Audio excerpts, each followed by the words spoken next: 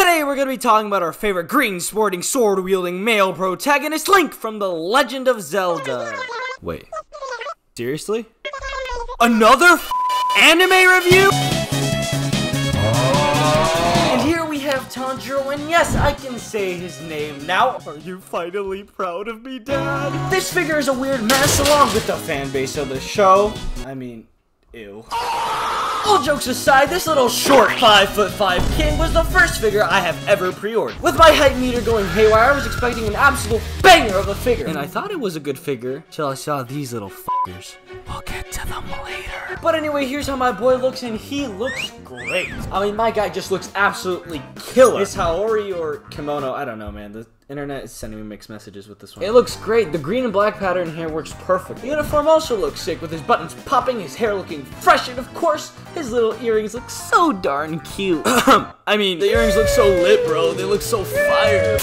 Overall, in Figma fashion, this little dude looks as screen accurate as I can tell. So out of the box, this guy looks phenomenal, and he looks like he would be fun to pose. Keyword looks. But for now, let's talk about his accessories. First faceplate, you get a happy face, a mad face, and a neutral smiling face. If you're new to Figmas and are not a sad loser, you can replace the faceplates like so.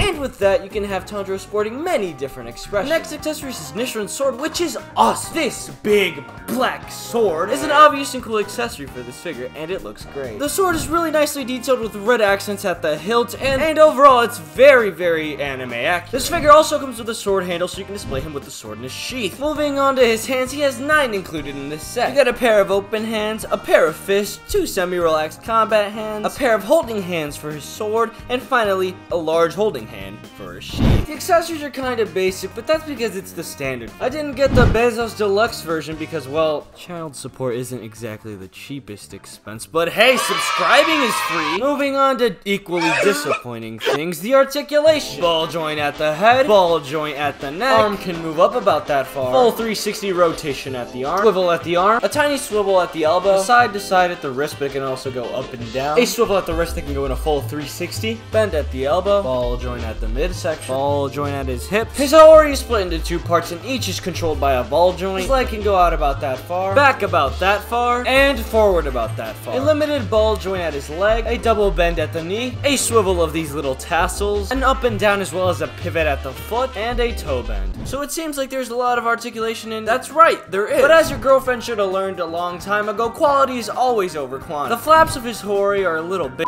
and honestly inhibit the articulation a ton. They make the figure really clunky to deal with, and it's just not fun to pose. So they had to trade off posability for the visual aspect of the figure. Which reminds me of the show. I mean, I love the show, it's great, but it's also got some really cringy ass fans. I mean, what the hell is this? Look, man, all I'm gonna say is that some of these fans share aspects with the main character.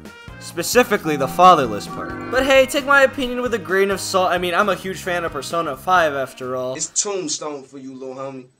We all gonna lay roses on your coffin. Cause your career is R.I.P.